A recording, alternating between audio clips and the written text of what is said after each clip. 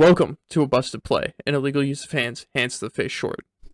Welcome to a busted setup for a busted play. Thank you for that great idea there, Jake. Transferring to college soon, so gotta knock down some old doors to open up some new ones. So we've got a gross looking background here. Please don't let it bother you too much, our loyal fans.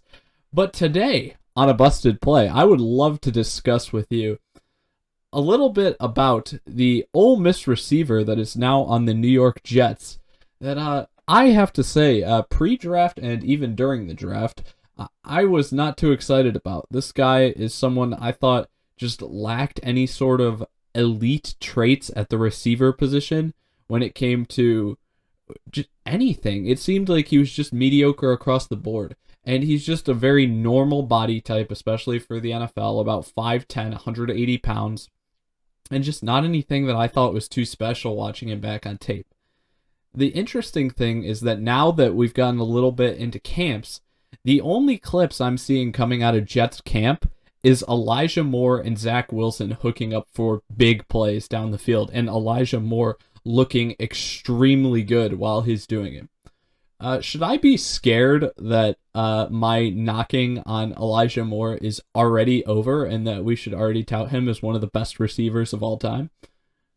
I don't know about that. I mean, gotta wait till at least one preseason game in order to say something like that, but he has looked good in the clips that have come out of Jets camp. Granted, they're not going to release any bad clips, so everything looks good during training camp. It's just how it is.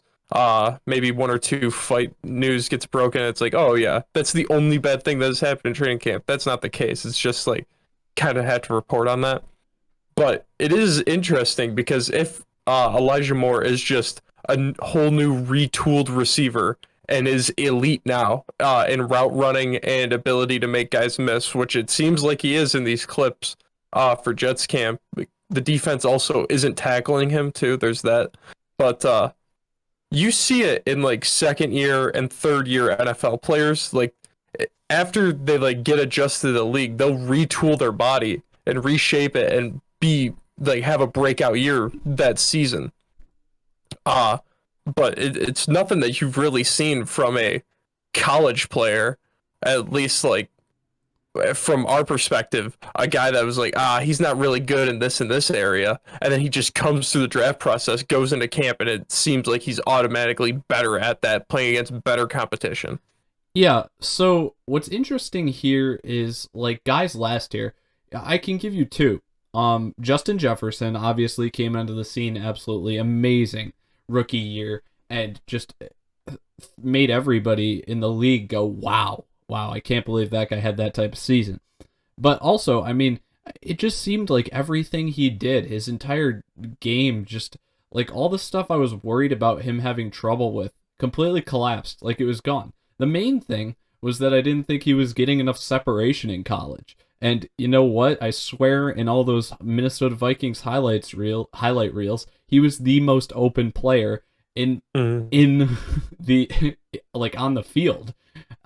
And the other player that I can come back to here in last year's draft that I didn't pick on as much as Justin Jefferson because I was worried about him, but I was worried about him as well, was Chase Claypool. I thought Chase Claypool was too big, and I didn't think that he was really kind of the same issue. I didn't think he was probably going to be able to separate as much. And honestly, I didn't think his contested catch ability was that impressive or anything too amazing.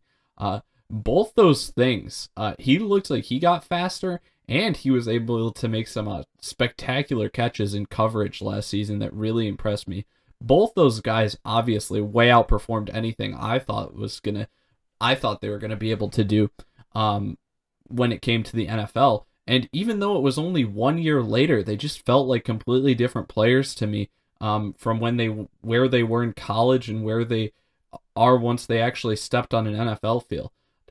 Elijah Moore here is kind of the weird one in that he's a little different in that I do have to say his speed, like Claypool, I was kind of questioning his speed because so many people were like, he's lightning fast. I didn't think he looked that fast at Ole Miss, but he actually looks faster in these clips from Jets training camp, which is wild.